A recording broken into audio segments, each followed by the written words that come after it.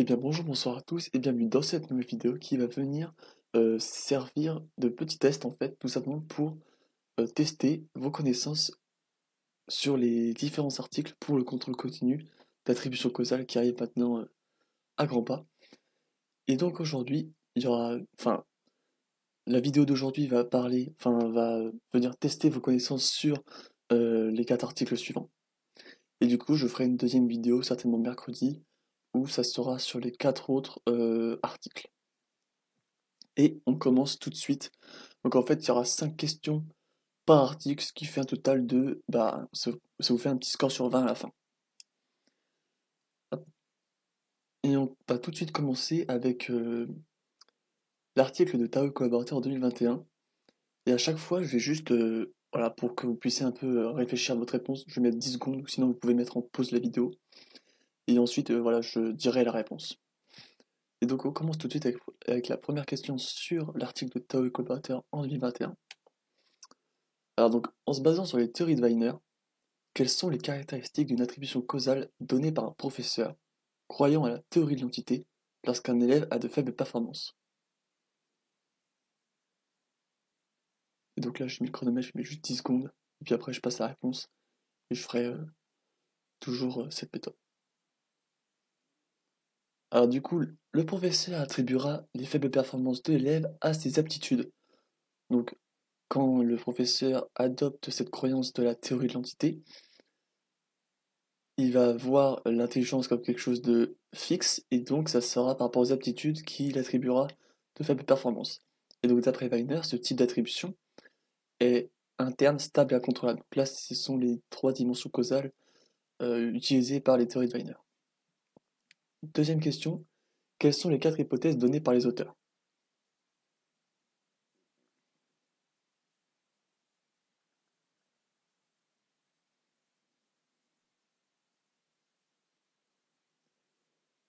Alors donc dans leurs hypothèses, ils pensent à une corrélation positive entre la théorie de l'entité et le stress perçu au travail, une corrélation positive entre la théorie de l'entité et les attributions sur l'aptitude, une corrélation négative entre la théorie de l'entité et les attributions sur l'effort, et pour finir, dernière hypothèse, une corrélation positive entre les attributions sur l'aptitude et le stress perçu au travail.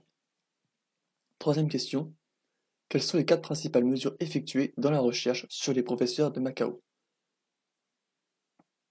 Donc, je rappelle juste Macao, en fait, c'est la ville où les professeurs, on est allé questionner les professeurs. Alors du coup, les 4 principales mesures, ce sont celle de la théorie de l'entité. Donc, est-ce qu'on voit l'intelligence comme quelque chose de fixe ou malléable? Théorie de l'entité, c'est qu'on la voit comme fixe. Des 2 attributions causales, donc aptitude versus effort, du stress perçu au travail, et il y a une autre mesure qui pourtant n'a rien à voir avec les hypothèses, c'est l'efficacité du professeur. Quatrième question, quel est le facteur protecteur d'un fort stress au travail découvert dans l'étude?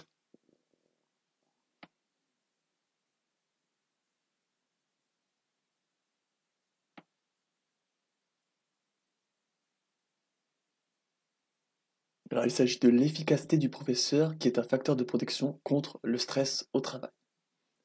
Donc en fait, c'est la petite mesure qui, à la base, n'avait rien à voir avec les hypothèses. Et donc la dernière question pour l'article de Tao et collaborateur, la théorie de l'entité est-elle corrélée négativement avec des attributions causales basées sur les efforts?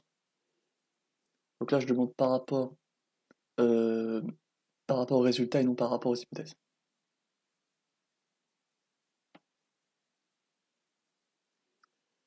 Alors non, il n'y a pas de corrélation entre la théorie de l'entité et les attributions basées sur les efforts dans leurs résultats. Hop, on passe maintenant à l'article de Nour et collaborateurs. Donc je mettrai les chapitrages pour chaque article s'il y en a un que vous voulez plus vous tester que les autres. Alors question 1 pour cet article. Quels sont les 2 principaux types de transgressions qu'une organisation puisse faire à ses consommateurs?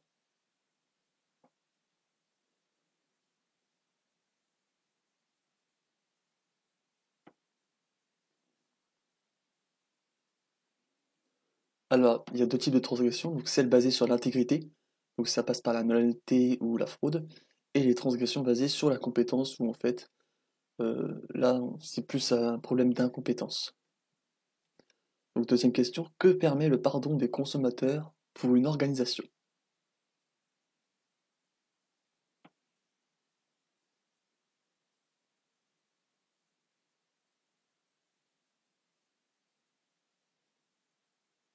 Et donc oui, il y a toutes les questions sur un point si vous voulez faire un petit score sur 20.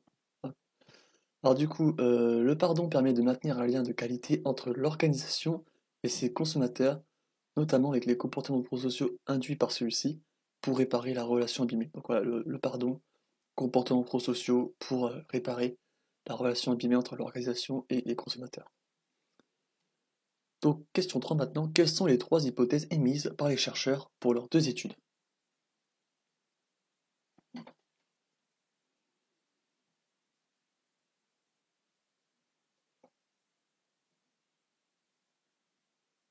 Alors il s'agit d'une manque d'intégrité qui engendrerait moins de pardon que le manque, enfin que les transgressions basées sur la compétence.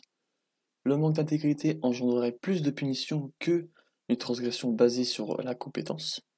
Et le pardon serait une variable médiatrice entre le type de transgression et la punition. Donc quatrième question, quels sont les résultats qu'ont eu en commun, qu'ont en commun pardon, les deux études présentées dans l'article? Donc là, ça vous demande de synthétiser et de bien connaître les résultats des deux articles pour en tirer du commun.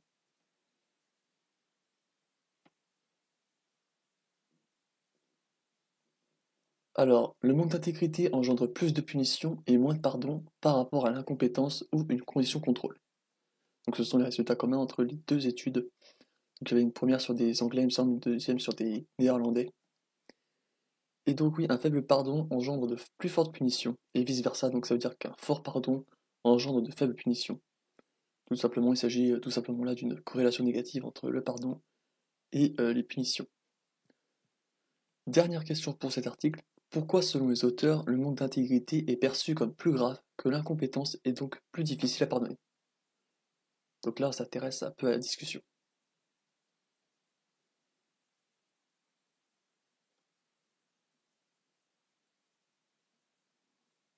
Alors les individus voient le manque d'intégrité comme un défaut moral stable, selon du coup les auteurs, et au contraire l'incompétence est perçue comme plus malléable au sens où on peut devenir compétent. Et donc en fait ça serait un défaut, ce serait le fait que ce soit moral, et donc que ce défaut moral serait stable, qui ferait que ça serait un peu plus difficilement pardonnable. Du coup on passe maintenant au troisième article, celui de Ron et Conway en 2018. Donc première question, comment le modèle à double processus du jugement moral de Green, en 2001, explique-t-il une décision face à un dilemme moral?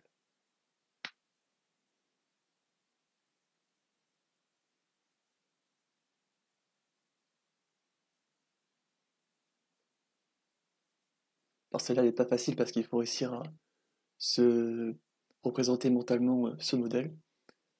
Et en fait, ce modèle présente deux processus, une réaction affective qui rejette le préjudice et une évaluation cognitive qui souhaite le préjudice. Donc là, si vous ne comprenez pas trop la notion de préjudice, je vous invite à revenir sur l'article par rapport aux dilemmes moraux.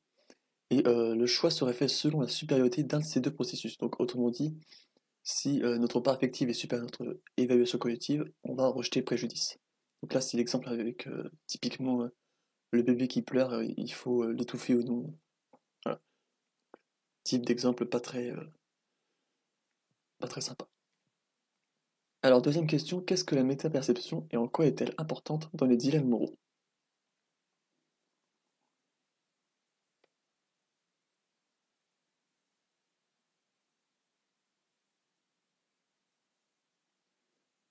Alors, la métaperception est la capacité à bien anticiper les traits que va nous donner autrui selon nos actions. Donc là, je vous rappelle juste Ron et Conway, c'était par rapport à chaleur et compétence. Donc, si on faisait ou pas le préjudice, on était soit qualifié, enfin, on nous attribuait des traits de chaleureux, émotif ou de compétent, logique, raisonné. Et dans les dilemmes moraux, elle peut nous permettre d'adapter notre choix à l'attente qu'a autrui ou la situation sur nous. Et donc là, en fait, c'est l'autoprésentation, où on se présente en fait sur ce qui nous arrange par rapport à une attente posée par un contexte social. Donc, troisième question, quelles sont les trois principales questions ça fait un peu redondant, des auteurs qui vont par la suite orienter leurs 7 études. Donc 3 principales questions pour cette étude.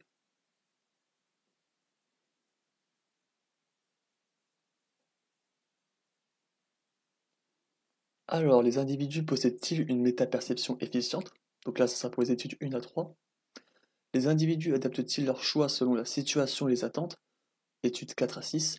Et des stratégies de communication peuvent-elles permettre de contrebalancer un jugement suite à un choix? Donc le choix toujours dans le dilemme moral. Et donc là, ça a été étudié dans la 7e étude. Donc 4e question, quelles sont les réponses trouvées par les auteurs?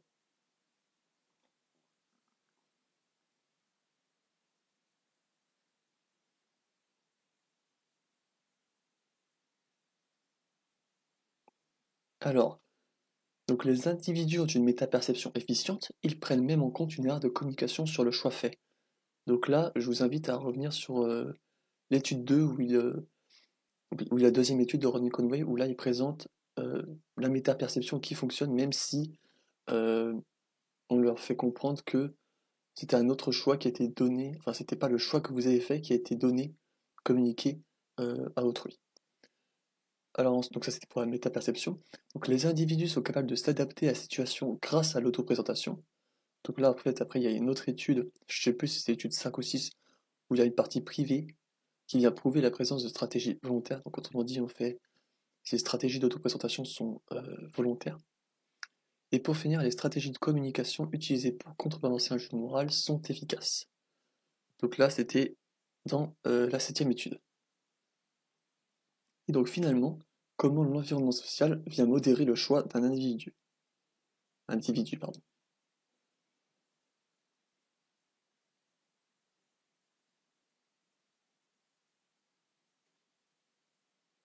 Hop, et bien là, je vous représente le schéma que j'avais fait pour la vidéo d'Oran et Conway, où en fait, là, on a deux bases. À ce niveau-là, c'était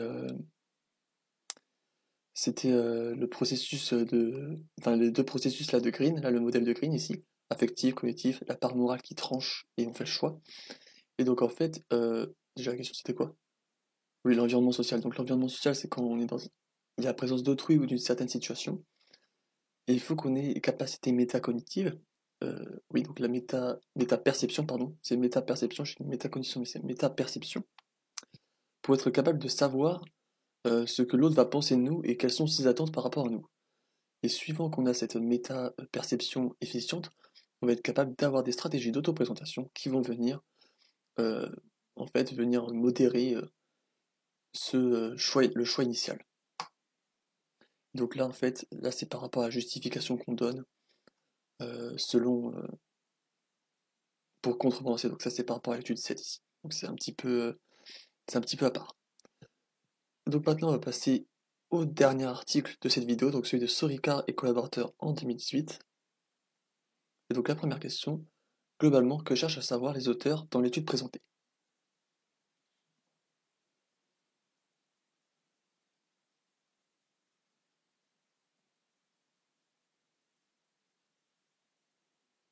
Alors ils cherchent à savoir si les attributions des parents sur les comportements de leur enfant peuvent venir modérer l'action d'une BTP. Donc là, la BTP, je rappelle, c'est Behavioral Training Parental ou quelque chose comme ça. D'ailleurs, j'ai mis BTP, mais je crois que c'est BPT maintenant que j'y pense. Oui, c'est BPT. Je me souviens plus l'initiale. Je me souviens plus. C'est un peu con, mais ouais, je sais plus si c'est BTP ou BPT, mais c'est écrit dans l'article. Et il va falloir que j'y retourne.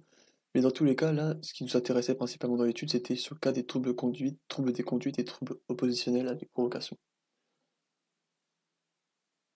Donc question 2, sur quel modèle les auteurs se sont basés pour leur recherche?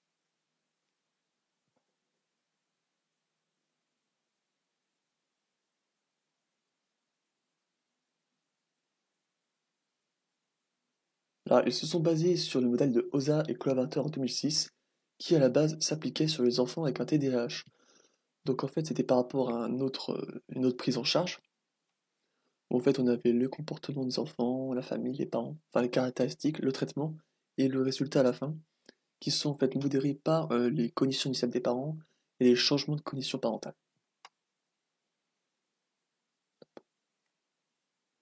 Question 3. Quels facteurs ont été contrôlés dans l'étude afin de mesurer uniquement l'impact des attributions causales?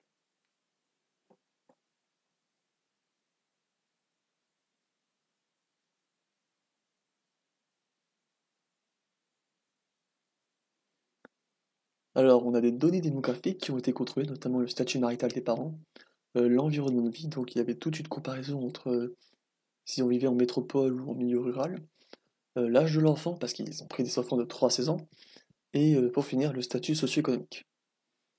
On a aussi des comorbidités qui ont été contrôlées, donc les comorbidités des enfants, principalement parce que les enfants avec un trouble des conduites ou un trouble oppositionnel avec provocation avaient souvent un TDAH en comorbidité.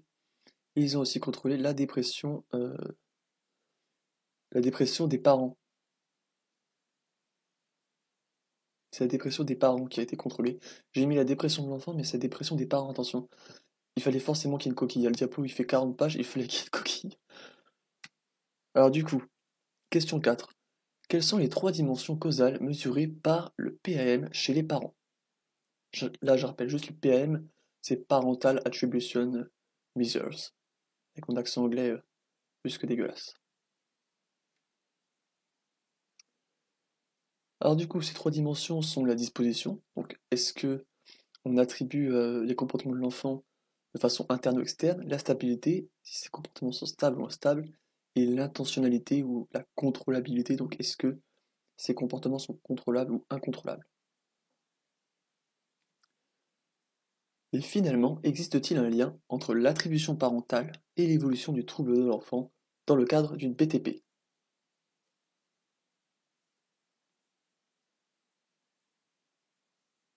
Donc en fait, je crois que c'est bien BTP qu'on dit. Ça m'étonnerait que j'ai fait 2 fois la faute. Alors du coup, oui, et plus l'attribution des parents sera problématique, donc une attribution problématique, c'est quand les parents attribuent les comportements de l'enfant comme internes, stables et contrôlables, et moins la BTP sera efficace. Donc en fait, ça a été mesuré avec des scores post-traitement et suivi de 3 mois plus tard, qui étaient en fait plus élevés. Donc autrement dit, un diagnostic plus corsé entre guillemets, c'est avec la DISCAP. Et ben voilà, c'est tout pour cette courte vidéo. Enfin, courte, je sais pas. J'en referai du coup une deuxième certainement mercredi avec les 4 autres articles. Et bah sur ce, je vous souhaite une bonne fin de journée et puis je vous dis à bientôt pour une prochaine vidéo.